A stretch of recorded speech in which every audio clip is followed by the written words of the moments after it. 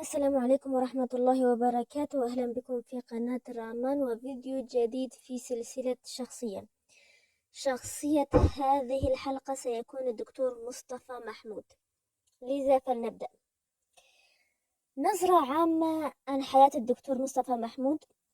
هو مصطفى كمال محمود حسين آل محفوظ، ويعود نسبه إلى زين العابدين بن علي بن أبي طالب كرم الله وجهه، وهو فيلسوف وكاتب وطبيب، وكتب في العديد من المجالات منها العلمية والدينية والاجتماعية، هذا غير الروايات والمسرحيات وكتب الرحلات.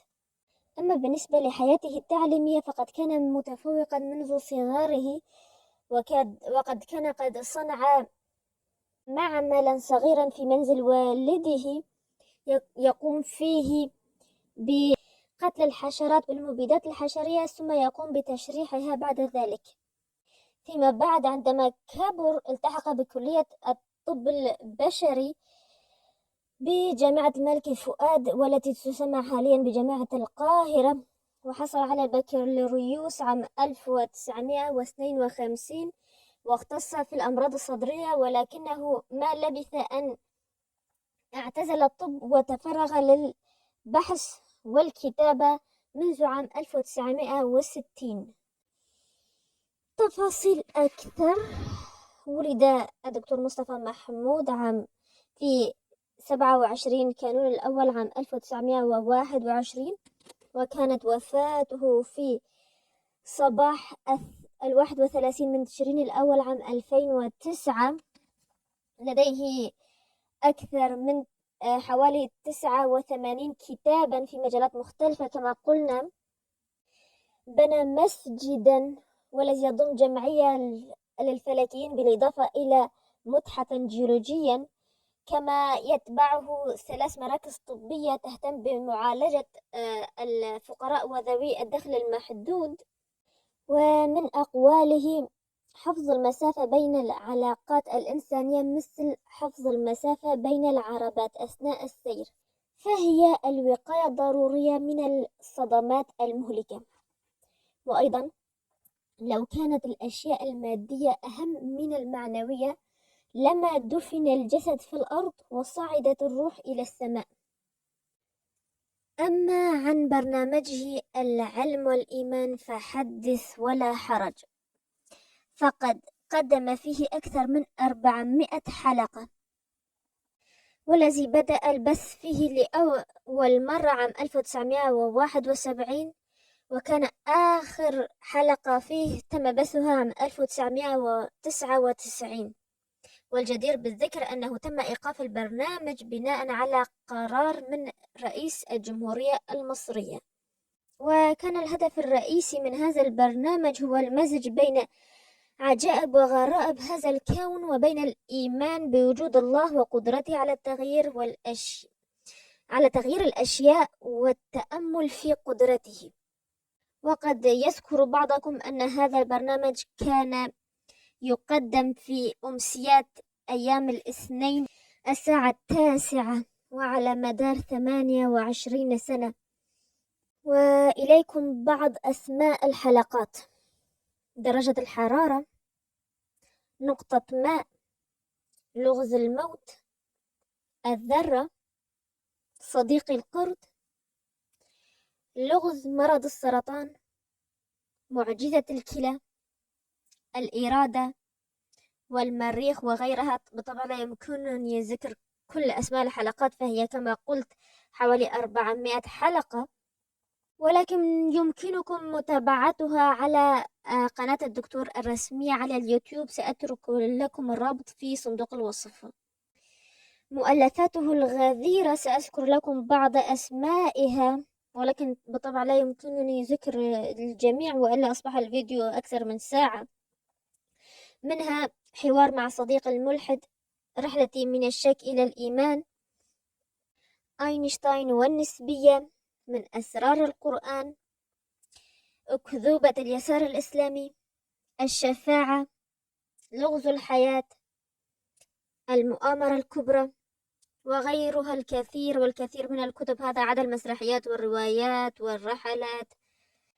أما عن سبب إيقاف برنامجه ومهاجمته في سنواته الأخيرة حتى اضطره في النهاية إلى اعتزال الكتابة تقريبا، لا اعتزل الكتابة، والناس يمكن أن يقول المرء أنه اعتزل الحياة كلها بعد كل هذه المضايقات التي تعرض لها والإشاعات التي تم نشرها عنه، وكل هذا بسبب حديثه عن إسرائيل وكتابته الكتب عنها.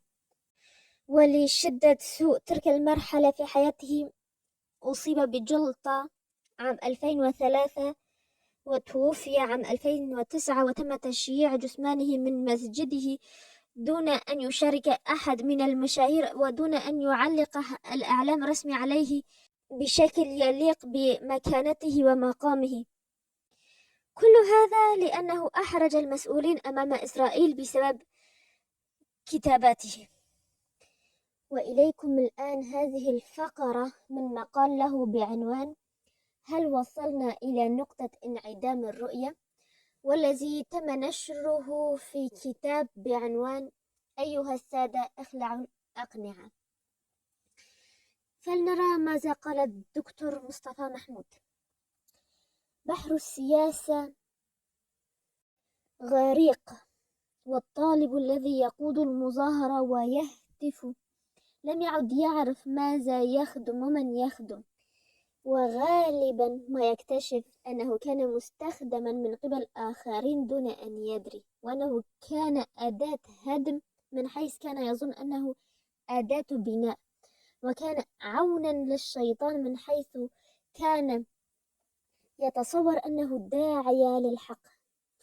بل إن الكلمات التي يهتف بها في حماس وبراءة غالبا ما يكتشف أنها لم تكن كلماته، وإنما هناك من مكر به ووضعها في فمه. الدول الصغرى حالها أصبح مثل حال هذا الطالب، فهي في حجر السياسة لعبة الدول الكبرى، والزعماء الصغار العوبة الكبار، وأخطبوط المصالح وراء مسرح المبادئ، والدبلوماسية مناورات من الكذب الأنيق، والأحلاف مصالحات مرحلية، ثم يعود فينتفض كل طرف على الآخر حينما يتغير اتجاه المصلحة.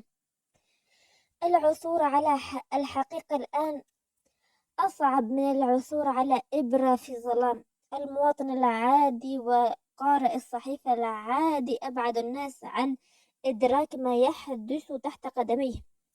أجهزة الإعلام تغسل مخه كل يوم، والأخبار تضلله، والإعلانات تستغله، والسينما تستهويه، والمسرح يقتل وقته. أجل يا سادة، هذا القسم الصغير من المقال هو نقطة من بحر ما ستجدونه عندما تقرؤون كتب هذا المفكر العظيم. إلى الآن، إلى هنا تكون حلقة اليوم قد انتهت. سأترك كل التفاصيل واللينكات المهمة في صندوق الوصف وفي أول تعليق، وإذا كان لديكم أي أسئلة أو استفسارات يمكنكم تركها في التعليقات هنا أو على الإنستغرام. وإذا كنتم ترون أن هذه القناة تقدم محتوى مفيدا لا تبخلوا على أصدقائكم ومن تعرفونه بمشاركتها معهم. وإلى أن ألقاكم في حلقة جديدة، لا تنسوا أبدا ابغوا الخير للغير، لأن ما يصيبهم من خير لا ينقص من رزقكم شيئا. والسلام.